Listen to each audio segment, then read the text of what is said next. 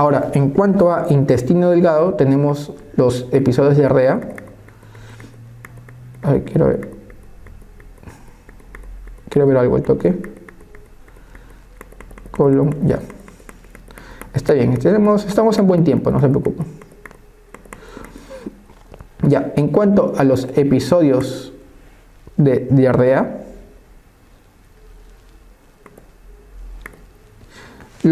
primero tienen que ver definición de diarrea.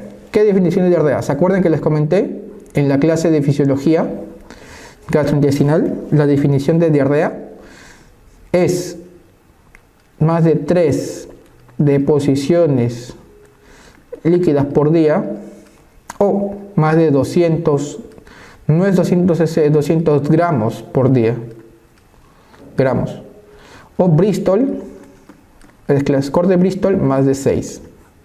Obviamente la definición clásica, disminución de la consistencia, aumento de la frecuencia, pero como ustedes acá son de nivel, tienen que hablar apropiadamente y esta es la definición correcta de diarrea. Bien, se clasifican aguda, persistente y crónica. Aguda, menos de 2 semanas o menos de 14 días. Diarrea persistente, de 2 a 4 semanas. Y diarrea crónica, más de 4 semanas. Según la fisiopatología, se divide en diarrea secretora, diarrea osmótica, diarrea inflamatoria o diarrea malabsortiva o esteatorrea. Primero quiero hablar sobre la diarrea osmótica. ¿Por qué se produce la diarrea osmótica? Es porque hay solutos no absorbibles en la luz. Solutos no absorbibles en la luz. Principalmente en malabsorción de carbohidratos o presencia de laxante osmótico. Esta malabsorción de carbohidratos generalmente se da en intolerancia a la lactosa. Entonces, esta intolerancia a la lactosa se da porque hay una deficiencia de una enzima en el borde del cepillo intestinal, que es deficiencia de enzima lactasa, exactamente, que es una disacaridasa. ¿Se acuerdan que les hablé de las disacaridasas en la parte de fisiología del intestino delgado? Ya está, entonces esa deficiencia de lactasa es la base fisiopatológica de la intolerancia a la lactosa, que generalmente se pierde, todo lo tenemos de bebés y que progresivamente se pierde, ¿no? Y sí que en algún momento de la vida algunos somos intolerantes a la lactosa. O no intolerante, sino que se tolera menos, ¿no? Se tolera menos. No es como antes, ¿no? ¿Por qué? Porque eso se pierde progresivamente. Diarrea secretora es por un pasaje de electrolitos a la luz intestinal. Acuérdense que el clásico ejemplo es el cólera. El cólera mediado por el la adenilato ciclasa. Adenil ciclasa, el cólera, adenil ciclasa. Otras causas, neuropatía diabética, que también te causa diarrea secretora, bipomas, gastrinomas, adenoma velloso. ¿Por qué no les digo enfermedad inflamatoria intestinal? Porque la enfermedad inflamatoria intestinal es un tipo de diarrea inflamatoria. Ya nada que ABS ni nada, acá no creo que se confunda. ¿Qué hay en la diarrea inflamatoria? Hay una reacción inflamatoria en heces, presencia de calprotectina fecal. Calprotectina fecal, ¿por qué es útil la calprotectina fecal? Es útil para diferenciar diarrea funcional de inflamatoria. Si tengo una calprotectina fecal alta, más de 200 microgramos decilitro, calprotectina fecal más de 200, eso me inclina para una diarrea inflamatoria y me descarta una diarrea funcional. Causas de diarrea inflamatoria tenemos principalmente y a la cabeza las enfermedad inflamatoria intestinal, enfermedad de Crohn, colitis ulcerativa. Enfermedad de Crohn y colitis ulcerativa son causas de diarrea inflamatoria. Unas causas infecciosas también puede ser tuberculosis, yersinia, amebiasis, estrongiloidiasis, clostridium, ¿no? Citomegalovirus, herpes virus, ¿no? Neoplasias, cáncer de colon, linfomas, colitis isquémica, actínica, ¿no? Entonces, básicamente eso. Esteatorrea, que es la presencia de grasa en heces. Definición de esteatorrea, pregunta de examen, mayor de 7 gramos por día de grasa fecal. Esteatorrea, más de 7 gramos al día. ¿Dónde se tiene que diferenciar? Mala absorción de mala digestión. Ya, acuérdense, ¿cómo diferencio malabsorción de mala digestión? Primero, dices, ya, grasa fecal. Ya, me sale más de 7 gramos por día. Ya, eso te dice, ya, es una cetordea. Puede ser mala digestión o puede ser mala absorción. Luego, ¿qué le haces? Dexilosa. ¿Qué pasa con la dexilosa? La dexilosa, tú lo ingieres el test de la dexilosa, ¿y qué va a pasar? Si es que lo absorbes, es decir, si lo absorbes, eso va a salir y se metaboliza, se va al riñón y sale por la orina. Pero siempre y cuando lo absorba tu intestino. Pero si no lo absorbe, esto no va a salir por la orina, no orina. ¿Ya? Eso es lo que ustedes en algún momento tal vez han visto en sus manuales, etcétera.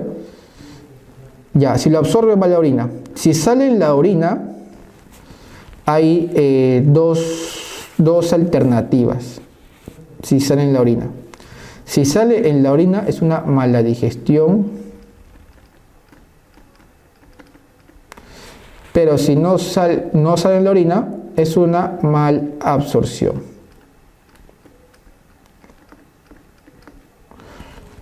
Esa es una forma de diferenciar mala digestión de malabsorción, con el famoso test de la dexilosa. ¿Ya? Entonces, acá les he resumido algo que la mayoría también se confundía, ¿no? Porque a veces le venía casos clínicos con dexilosa, grasa fecal, cuándo es mala digestión, cuándo es mala absorción. Ya les he explicado. Listo. Mala digestión, causa más frecuente de mala digestión, insuficiencia pancreática exocrina. Causa más frecuente de insuficiencia pancreática exocrina, pancreatitis crónica. Malabsorción, causa más frecuente de malabsorción, bueno, acá hay varios, ¿no? Puede ser por sobrecrecimiento bacteriano, síndrome de intestino corto, isquemia mesentérica, celiaquía. ¿Cómo pueden diferenciar malabsorción propiamente dicha de síndrome de sobrecrecimiento bacteriano? Con el test de la dexilosa carbono 14, que son pruebas inhalatorias. Ya, pero eso es ya más de especialidad, ya no se confundan. Ahí donde les he dicho, suficiente. Listo, ahí para que diferencien malabsorción de mala digestión. Listo. En cuanto al síndrome de intestino irritable, ya les había comentado, ¿no? El síndrome de intestino irritable, ya les comenté los criterios de Roma. Tienen que ver, primero, síndrome de intestino irritable, lo clásico, ¿no? Cambio de consistencia y frecuencia, pero lo principal que tienen que saber es mejora con la defecación, es decir, dolor abdominal que mejora con la defecación. Esto es lo clásico que tienen que saber. Acuérdense los criterios de Roma 4, la clínica o los criterios diagnósticos. Clínica o molestias, acuérdense, más de 6 meses, y criterios diagnósticos, más de 3 meses. Ya les había comentado justamente eso. En cuanto a los factores de riesgo, tienen que excluir organicidad. Ya les he comentado cuáles son los criterios de organicidad en las diapositivas previas. El diagnóstico es clínico y tratamiento depende. Tratamiento si es predominio de diarrea o predominio de constipación. Si es predominio de diarrea, se le da subsalicilato de bismuto con loperamida, o si es predominio de constipación, se da fibra o laxantes. Hay preguntas previas en el cual mencionan ¿qué fármaco de los siguientes no se le puede dar a una variedad de diarrea? Obviamente a una variedad de diarrea no le vas a dar laxantes, no le vas a dar fibra. Y a una variedad predominio de constipación no le vas a dar loperamida, por ejemplo, ¿no? Entonces esas dos tienen que diferenciar sí o sí. En cuanto a dolor, antiespasmódicos. Acuérdense esto de los criterios de Roma, que eso ha venido el año pasado. En cuanto a colitis pseudomembranosa, acuérdense que ¿quién causa colitis pseudomembranosa? El Clostridium difficile. El Clostridium difficile es la causa más frecuente de colitis pseudomembranosa. Esta colitis pseudomembranosa está asociado al uso previo de antibióticos. ¿Qué antibióticos? Clásica históricamente la clindamicina. Esta clindamicina es el antibiótico más frecuentemente asociado por historia a la colitis membranosa. ¿Cuál es la clínica? Diarrea inflamatoria, es decir, a veces presenta rasgos de sangre. Y lo típico, que hay pseudomembranas blanquecinas amarillentas en la colonoscopía. Asimismo, ¿cómo hacemos el diagnóstico? Con la presencia de la toxina. El Clostridium difficile, acuérdense que hay varios tipos de Clostridium. Está Clostridium difficile, Clostridium botulinum, Clostridium tetani. Botan toxinas. Todos los Clostridium tienen toxinas. En este caso, el Clostridium difficile tiene dos tipos de toxinas, que es la toxina A y la toxina B. Así como el Clostridium tetani tiene la testanospasmina y el Clostridium botulinum tiene la toxina botulínica, ¿no? Este Clostridium difficile tiene la toxina de Clostridium A y Clostridium B. ¿Cuál es el tratamiento de la colitis membranosa? Si es que es leve, metronidazol vía oral. Si es moderada, severa, vancomicina vía oral. ¿Ya? Esto ha sido preguntado también. Ha venido cuadros severos en el cuales han puesto A, metronidazol vía oral, B, vancomicina vía oral. Entonces, acuérdense, moderada, severa, vancomicina vía oral, que tiene mayor espectro que el metronidazol, obviamente, ¿no? Enfermedad celíaca, como ya les había comentado, hay diarrea y dispepsia. La enfermedad celíaca, bueno, en primer lugar comentarles de que la enfermedad celíaca es muy raro en el Perú. Ya es más que todo enfermedades europeas. Es una enfermedad europea. Ya es muy raro en el Perú. Pero ¿cuál es la clínica? La clínica se produce secundario a una intolerancia al gluten o a los derivados del centeno. Esto va a producir diarrea, principalmente, baja de peso, anemia. Puede estar asociado a dermatitis herpetiforme y dispepsia. Sin embargo, esto, como está asociado a la exposición al gluten o a los derivados del centeno, tiene una parte inmunológica asociada. Es decir, en pacientes con raza blanca o antecedentes familiares y asociados a diversos tipos de inmunoglobulina. Pregunta de examen: ¿qué inmunoglobulina está más frecuentemente asociada a la enfermedad celíaca? Inmunoglobulina A. ¿Y cuáles son sus anticuerpos más frecuentes o más específicos? Antitransglutaminasa. ¿Ya? Otros son antiendomicio, antigliadina. En cuanto al diagnóstico definitivo, es con biopsia. ¿Biopsia de dónde? Biopsia del duodeno, en donde se va a evidenciar la clasificación de Marshall. Y esta clasificación de Marshall es donde va a ver la secuencia, ¿no? Atrofia de vellosidades, hiperplasia foveolar. Tratamiento: una dieta libre de gluten. Acuérdense, más sensible y específico, IgA, antitransglutaminasa.